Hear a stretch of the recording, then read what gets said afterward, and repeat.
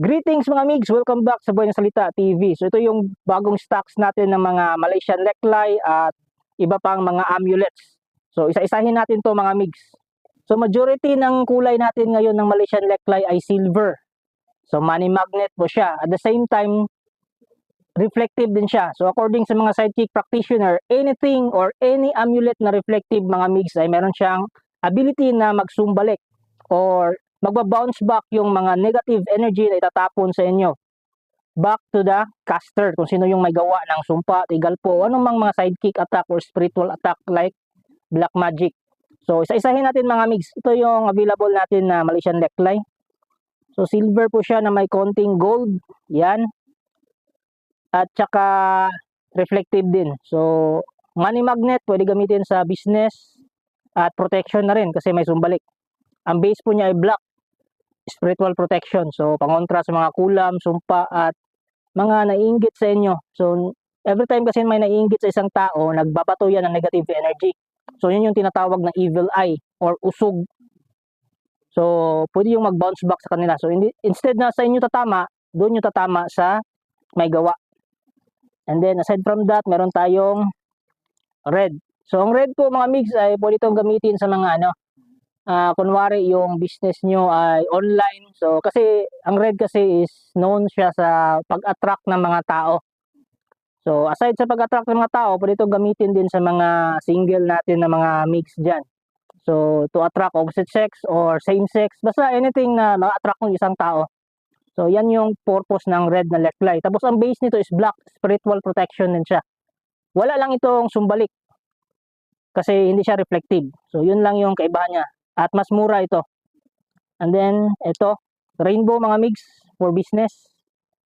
Yan po, may kaunting green, may kaunting gold. So, pag gold natin, sinabi natin gold mga migs is nagagamit yan for treasure hunting or anything business na with regards to mga metals.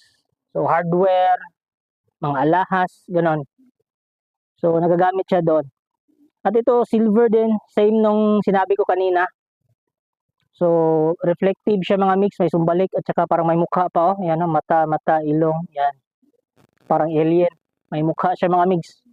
Parang reptilian na ahas. Yan. So, spiritual protection ito mga mix. At the same time, may sumbalik din.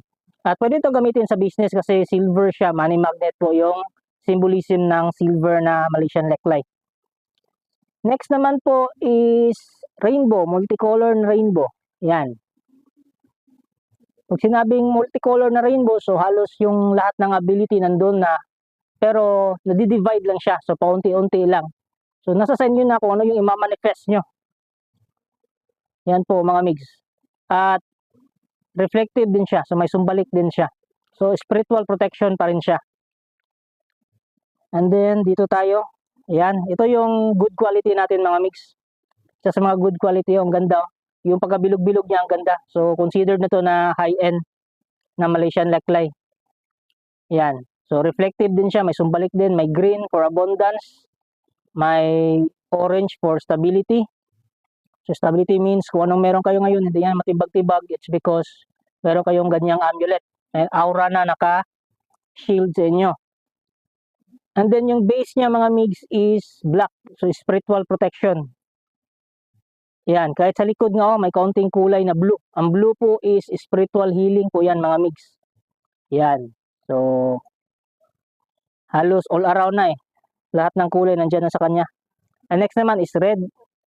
Kaparehan nung kanina yung red mga migs. So, pang-attract siya ng mga tao. Ang base niya ay black. So, spiritual protection. So, at the same time, pinoprotektahan kayo from sidekick attack, spiritual attack, at the same time, nakaka-attract din kayo ng tao. So, pwede dito sa business. Kung wala kayong budget doon sa silver na sumbalik, na reflective, medyo mahal yon. So, dito tayo sa red. Medyo mas lower yung cost niya. And then, same pa rin, multicolor, silver yung majority niya, money magnet, tapos yung base niya is black for spiritual protection. Yan. Close up natin mga migs ha. Yan po, parang kahoy na naging bato. Minsan na magkaroon ng ganitong quality Leklay mga migs. Ayan po, Malaysian Leklay po yan. At ito, isa sa mga high quality din natin. Kita nyo mga bilog-bilog mga migs. Minsan lang nagkakaroon ng ganyang leklay.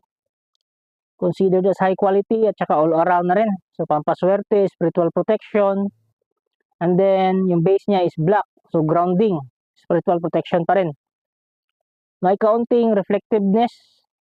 So may sumbalik din pero hindi ganon kadami yung portion niya na reflective. Hindi tulad nitong silver na balot talaga ng reflective na silver. Yan oh, naiilawan siya, nagre-reflect yung ilaw. Yan. Ito, meron din dito sa gilid. Dito. Tapos maganda yung quality niya, bilog-bilog. So pag ganyang leklay kasi ito yung kinukolekta, tinatago. Pero marami na akong ganito kaya share ko na lang sa inyo. And then aside from that, meron tayong Tawisuan. So Tawisuan po is ano siya, leader ng mga spirits na yung mga spirits na nanggugulo sa mga tao, ito yung tagatanod or tagaparusa. So pwede itong for spiritual protection. Tsaka kung sino din yung may alam sa dasal to worship Tawisuan, so nire-reward niya ng gold or kayamanan. Yan. At gawa po ito sa mga herbs mga migs ha. Itong powder na ginawang rectangle, hinulma siya, pinatigas. So made of different herbs mga migs para ang mga herbs na yon is para protektahan yung mga tao from spiritual attack at iba pang mga black magic na mga proseso ng black magic. And aside from that, meron tayong available na Aikai mga migs na pang kwintas. Yan po. So Aikai po is for protection, wishing amulet. At saka sikat din ito sa Thailand kasi maraming nag-wish dito to win a lottery number. So napapanaginipan nila yung lottery number. So meron tayong dasal. Maraming ganito sa internet pero walang may alam ng dasal nito. So kung kukuha kayo sa akin, so bibigyan ko kayo ng copy. And then aside from that, mga migs, meron din tayong available na Aikai na pang-altar. Mahaba po ito. Yan ang malaki po. Mas mahaba pa sa isang dangkal ko. So more or less nasa 8 inches or 10 inches po ito. So good for altar or worshiping. So sa mga gustong mag-collect ng mga Buddhist amulet na mag-set up ng altar, so okay to mga migs. Ito yung puprak mga migs. So ang puprak po is to call upon mga taong magmamahal sa inyo. So sa mga single natin mga migs dyan, so pwede to sa inyo. So puprak means to find love. Yan po yung meaning niya. May dasal po ito. Meron kang incantation na sasambitin para to attract yung taong ka-vibes mo. For example, ang frequency mo ngayon ay nasa low-key ka lang na tao. So, ganung klase din na babae o lalaki na ma-attract mo. Tsaka, kung babae yung gagamit, iba yung dasal. Kung i-attract ng babae ay lalaki, opposite sex. Kung i-attract niya ay kapwa niya babae, so iba din yung dasal. So, pwede ito sa lahat ng gender. So, male, female, or LGBT, pwedeng gagamit nito.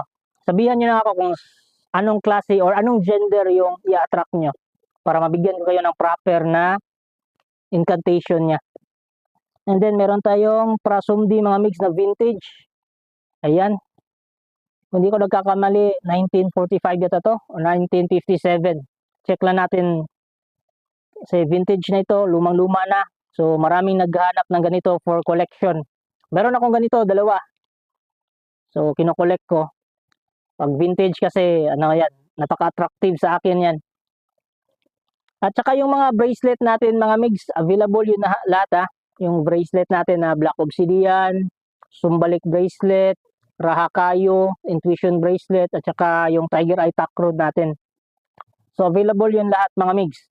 So, kung meron kayong kursunada na alinman sa mga ito, message na kayo sa FB page na Buhay ng Salita TV. So, yun lang po. Kita-kits until next topic. Thank you.